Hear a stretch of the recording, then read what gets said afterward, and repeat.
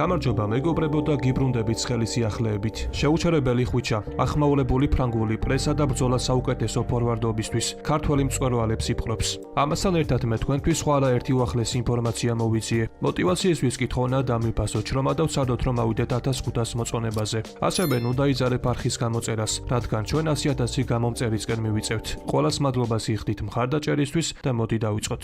99%-ით ზამთარში აწავა ახალი ინფორმაცია ზურიკოს მომავალზე. სენტენტიანის ქართველ ფეხბურთელს ზურიკო დავითაშვილს შესანიშნავი სეზონი აქვს. 24 წლის გარემარბი მწვანეების საუკეთესო ბომბარდირია და 8 გოლი აქვს გატანილი. მისით კი რამდენიმე კლუბი აქტიურადაა დაინტერესებული და მათ შორის ყველაზე აქტიური ბეშიქტაში გახლავთ. თუმცა დღეს თურქულ პრესაში დავითაშვილის მომავალთან დაკავშირებით ახალი ინფორმაცია გავრცელდა. კერძოდ კარტალ რეკორდის ჟურნალისტი მუსტაფა კარატაში ზურიკოს აგენტს გაესაუბრა და ქართველი გარემარბის მომავალზე შემდეგი ინფორმაცია მოგვაწოდა. ზამთრის სატრანსფერო ფანჯრისას ზურიკო 99%-ით გუნდში დარჩება. სენტენტიენს ისჭირდება, რათა ლიგა 1-ში დაწინაურდეს და თან მწვანეებს ფინანსური პრობლემები არ აქვთ. სწორედ ამიტომ მხოლოდ იმ შემთხვევაში გაუშვებენ, თუ საოცარ შეთავაზებას მიიღებენ, განუცხადა აგენტმა კარატაშს. ცნობისთვის სენტენტიენს 30 ქულა აქვს და სატურნირო ცხრილიც მეორე პოზიციას იკავებს. მწვანეები კი ლიდერ ტრუას 5 ქულით ჩამორჩებიან. ისინი კი მომდევნო შეხვედრა 3 იანვარს ლემანთან გამართავენ. შეუძლია ტოპ-დონის მეკარე გახდეს, რა განაცხადეს მამარდაშვილის შესახებ.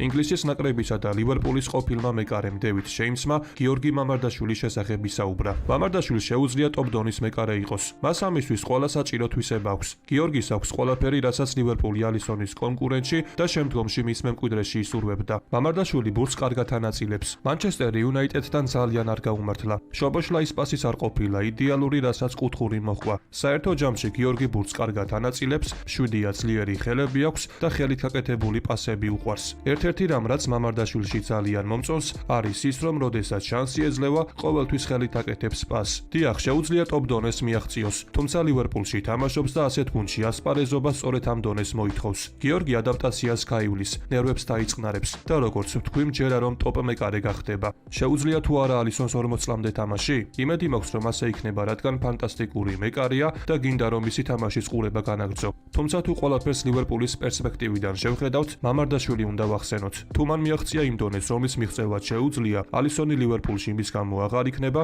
და მოგვიწევს ბრაზილიელი სხვა კლუბის მაისურით ვნახოთ, განაცხადა დევიდ შეიმსმა. ვრცელი სტატია ჩაკვეტაძის შესახებ. ტრაუმის შემდეგ დაბრუნებულ გიორგი ჩაკვეტაძეზე ვოტფორდში დიდი მედებს ამყარებენ. პრემიერ ლიგაში დასაბრუნებლად მებრძოლი ლონდონური კლუბი ქართველ შემტევ საკვანძო ფიგურად მიიჩნევს. ბრიტანული გამოცემა ვოტფორდ ობსერვარი კი ჩაკვეტაძის როლის შესახებ სტატიას აქვეყნებს, სადაც გუნდის თავკაცის ხავი გრასიას კომენტარის არის სართული. გასულ კვირას რექსთემთან მატჩში გრაციამ ჩაკვეტაძე სასტარტო შემადგენლობის მიღმა დატოვა და მოედანზე მეორე ტაიმში შეცვლაზე შეიყვანა. ტრაუმის შემდეგ დაბრუნებულ ქართველ ფეხბურთელს ჯერ კიდევ არ მიუღწევია იმ დონისთვის, რომლითაც გასულ სეზონში გულშემატკივარს აჯადოებდა. მიუხედავად ამისა, მოსალოდნელია, რომ გიორგი წინა საახალწლო მატჩებში საკვანძო როლს შეასრულებს. გრასიამ კი აღნიშნა, რომ მას ძირითადად მარცხენა ფლანგის მოთამაშედ განიხილავს. გასულ კვირას ეს ტექნიკური გადაწყვეტილება იყო. გიორგი ძალიან კარგი მოთამაშეა, მაგრამ მას დროს სჭირდება, რომ თავი უკეთ იგრძნოს და თავისი მაქსიმუმი აჩვენოს. ჩვენ ეს ვიცით, თუმცა მის ხარისხში ეჭვი არ გვეპარება. ის გუნდს მომდევნო თამაშებში დაეხმარება. ჩემი აზრით, გიორგის საუკეთესო პოზიცია მარცხენა ვინგერის ამპლუა.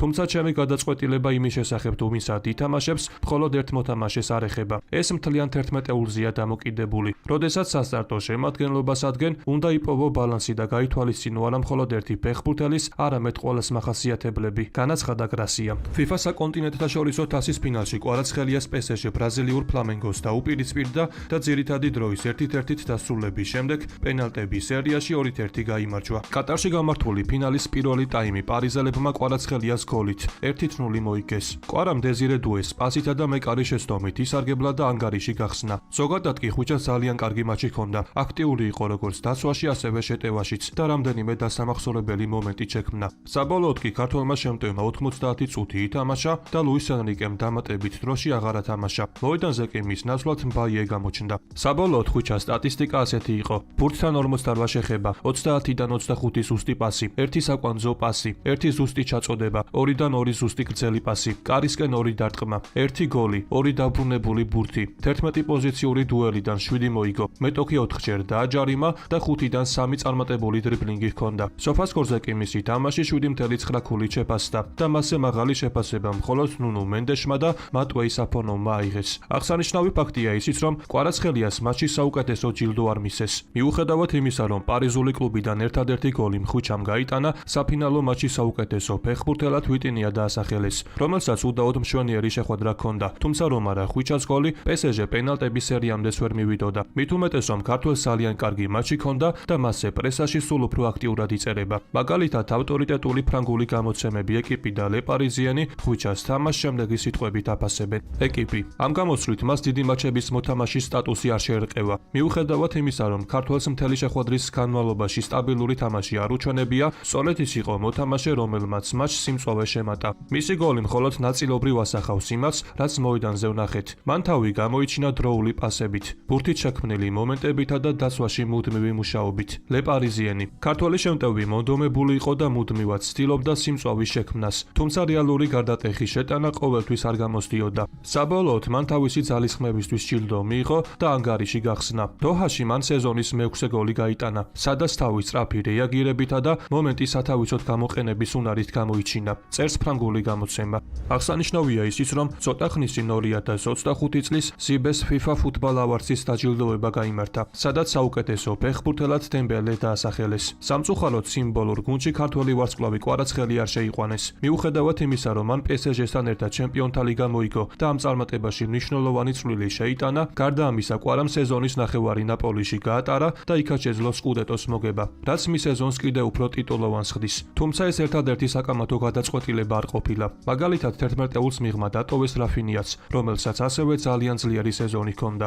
მაგრამ ბოლო პერიოდი ამ მსგავსი ჯილდოები თითქოს გაუფასურდა, ამიტომ საგანგაშო არაფერია. ხვიჩას სწორი გეზი უჭირავს და დარწმუნებული ვარ, რომ მომავალში ქართველი არაერთ ინდივიდუალურ ჯილდოს მოიგებს. ამის შანსი კი ხვიჩას უკვე აქვს. კერძოდ კვარაცხელია Globe Soccer Awards-ის პრესტიჟული ჯილდოსთვის ბრძოლას აგზელებს. 24 წლის ქართველი ფეხბურთელი წლის საუკეთესო 5 ფორვარდს შორის დაასახელეს, რომელთაგან საუკეთესო მოგვიანებით გამოცხადდება. Globe Soccer Awards-ი მსოფლიო ფეხბურთში წლის გამორჩეულ მოთამაშეებს, მწვრთნელებს, ფუნქციონირებსა და ორგანიზაციებს 2010 წლიდან მოყოლებული აჯილდოვებს. აღსანიშნავია, რომ კვარაცხელია ორ ნომინაციაში, წლის საუკეთესო მოთამაშისა და წლის საუკეთესო ფორვარდის წოდებისთვის ბრძოლაში ფინალისტებს შორის მოხვდა. საბოლოო ხუთეულში კი მხოლოდ ფორვარდის ნომინაციაში დასახელდა. განსაკუთრებული აღნიშვნის ღირსია ის ფაქტი, რომ კვარაცხელია ამ პრესტიჟული ჯილდოსთვის ისეთ ვარსკვლავებთან ერთად იბრძვის, როგორებიც არიან დემბელე, რაფინია, მბაპე და იამალი. ეს კი ნათლად აჩვენებს, რომ ქართველი ფეხბურთელი უკვე იმ ელიტურ დონეზეა, სადაც მსოფლიო კლასის მოთამაშეებთან უწევს პირდაპირი კონკურენციის გაწევა და ფეხბურთის უმაღლეს სცენაზე საკუთარ სიტყვას ამბობს.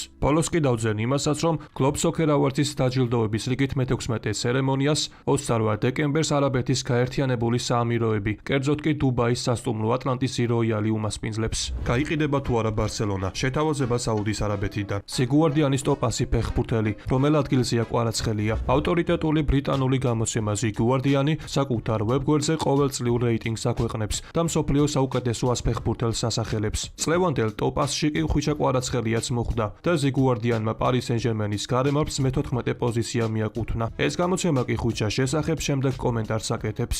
ბევრი მიზეზის გამო კვარაცხელია საერთოდ არ გავს ფეხბურთელებს, რომლებსაც Paris Saint-Germain ბლინგ-ბლინგის ეპოქაში იფორმებდა. პერიოდი, როდესაც კლუბის სუპერვარსკვლავებს იფორმებდა, რათა საფეხბურთო პროექტთან ერთად ბრენდის ცნობადობა გაეზარდა. მესი, მბაპე, ნეიმარი. ქართველი ფეხბურთელი გუნდს იანვარში დიდი თანხის სანაცვლოდ შეუერთდა, მაგრამ გამოირჩევა თავდაუზოგავობით, რაც მის წინამორბედებს ნამდვილად აკლდათ. ბურთის გარეშე ყოფნისას ის თავდაუზოგავად შრომობს, რაც ჩემპიონთა ლიგის გასული სეზონის პლეი-ოფში ძალიან კარგად გამოჩნდა. ქართველი ფეხბურთელი დასვაში ხშირად ჩადიოდა და Paris Saint-Germain-ს ბურთს უბრუნებდა. გარდა ამისა, მესის, ნეიმარისა და მბაპეს მსგავსად, მას აქვს უნარი, რომ ერთი მოქმედებით მატჩის ბედი შეცვალოს. მაშინ, როდესაც მესის, ნეიმარისა და მბაპეს ტრიოს დიდ სცენაზე ხშირად არაფერი გამოსდიოდა. კვარაცხელია კი საუკეთესო თამაშს ჩემპიონთა ლიგის შეხვედრებისას აჩვენებდა, წერს ზიგუარდიანი. ცნობისთვის კვარაცხელია დეკლან რაის, დეზირე დუეს, ჟუაუ ნევეს, ჯუდ ბელინგემს, სკოტ მაქტომინეის, ლაუტარო მარტინეს, მაიკლ ოლისეს, ვინისიუს ჯუნიორს, ვირჯილ ვან დეიქს და სხვა სუპერვარსკვლავებს უსწრებს.